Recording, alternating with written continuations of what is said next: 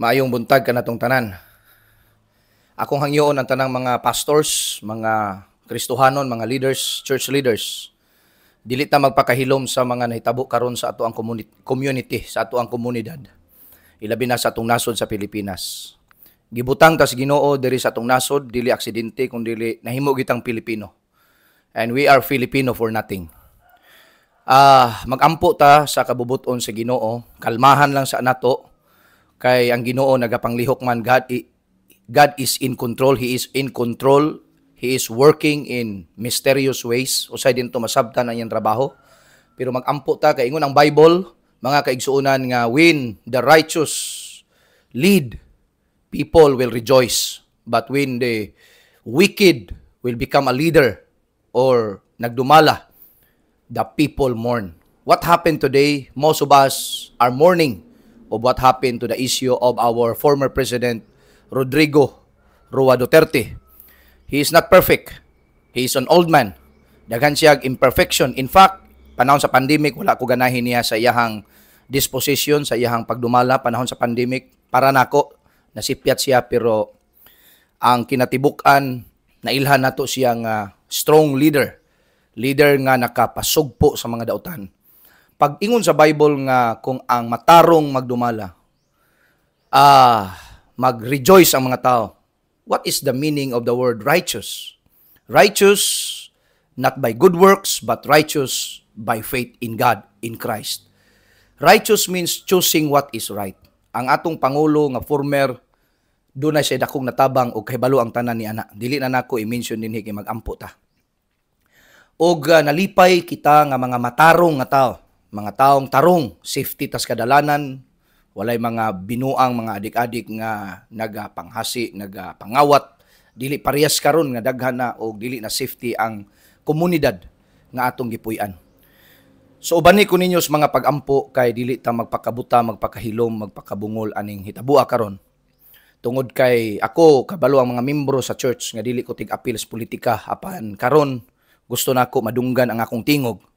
Ang sintabo lang nga hunahuna nga pwedeng makapausab sa tibuok kalibutan. Ikaw pwede pug kang makapausab sa tibuok kalibutan pinaagi sa imuhang pagsulti o kung naa kay influence atong gamiton kini nga influence para sa kapahimayaan sa atong buhi nga Dios. Magampo ta Ginoo, salamat kaayo karong adlaw sa kinabuhi nga imong gihatag ngani kanamo. Ginoo, panalangini kaming tanan sa tanang mga Filipino people nga mukalma kami ug maminaw sa imong kabubuton. Ginoo, nagampo ako kanimo sa nahitabo karon ni Tatay Digong. Asa man siya karon gidala. Ang imong safety, imong protection, ang imong pabor manaa kaniya uban sa iyang tibok pamilya. Dili lalim nga gibetray siya, nasakitan bisan ang mga Filipino people. Kaming mga matarong mubarog nga dili maghari ang dautan aning kalibutan. Ginoo, kay bawmi nga nakabati ka sa amo ang mga pag-ampo tungod kay ikaw mismo gibetray pod ni Judas. Jesus, tabangi kami. Holy Spirit, tabangi kami, giyahi ang mga tao.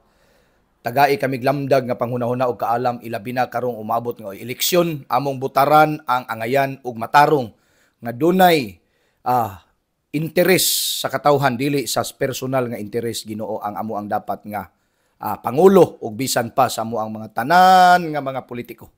Ginoo, nagampo ako sa nasod sa Pilipinas, Ginoo, nga dili kini mahagba. Walay chaos, walay dautan nga mga panghitabo, kundi peaceful lang gihapon taliwala niini nga mga panghitabo karon. Ginoo, panalangini ang tanan nga mga kaigsuonan nga mga walay trabaho makatrabaho. Ginoo, i-manage ang hunahuna sa mga kapulisan ug sa mga sundalo. Lord, tabangi Ginoong Dios ang amo a Ginoong Dios nga nasod. Itutok ang imong mga mata sa among nasod. May kalabutan kami tungod kay lumulupyo kami sa among nasod. Bisan ang simbahan nga magpakahilom sa dugay panahon. Apan mga muapil kami, ginumusalmot kami niini tungod kay mapiktuhan kami kung unsay magakahitabo sa among community. Patay, kawat, rape, tulis, ug daghan pa Ginoong Dios nga mga panghitabo nga dili maayo. Tabangi kami Ginoo. Kay bawo ka nga dili ko ingunani. Dili ko basta-bastang muhilak apan Lord ang imong presensya. Kanunay nag-iguban ka namo. Panalangini ang mga simbahan, mga Kristohanon, iprotektar. Deliver us, Ginoong Diyos. Paygawas kami, gikan sa kadaot. Ginoo, tungod kay imo kaming mga pinalangga nga mga anak. O kami maghigmata, Ginoo. Usahay nangabudol ang mga Kristohanon. Kay walay kaalam usahay sa pagpili, labi na atong last eleksyon. Lord, salamat sa kaalam gimong gihatag ni kanako, Ginoo. O kanamong tanan nga mga pastor. Nga di nami magpa-kumpiyansa, Ginoo.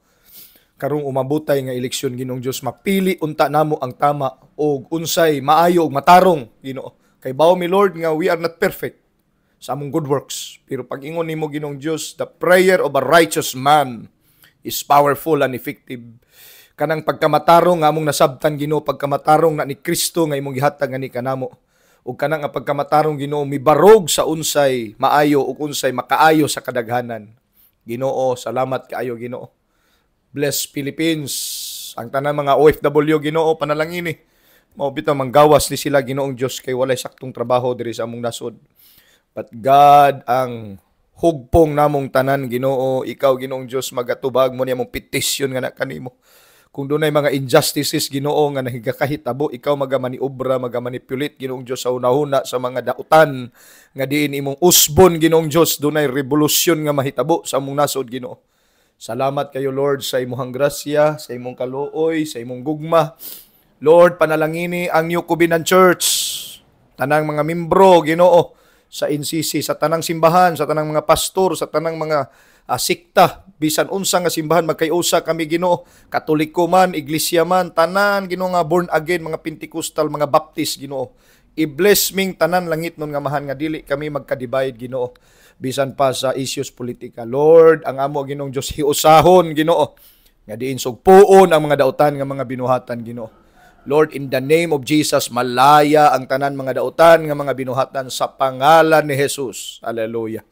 Oh God, thank you, Lord, for listening our prayers. Salamat, Lord. Salamat kayo. Lord, tagay kalinaw ang matag kasing-kasing sa mga tao karon, Ginoo. Ang kasakit imong tagaan o paghupay, ang comfort mo puli, Ginoo. Salamat kayo langit nun nga mahan sa imong pagkamatinud-anon. Salamat kayo, Lord, karon nga kabuntagon karong adlaw. Kami, Ginoong Diyos, magkaiusa sa imong protection sa among tanan, Lord God. Sa tanan, Ginoong Diyos, ikaw magapanalangin. Ilabi na din ako, Ginoong Diyos, kalimtan pag-mention ang pangalan, Ginoong Diyos, ni Dr. Richard Mata, kung amigo, Ginoo, nga doktor, nga mudagan pagkasenador. I-bless siya, Ginoo.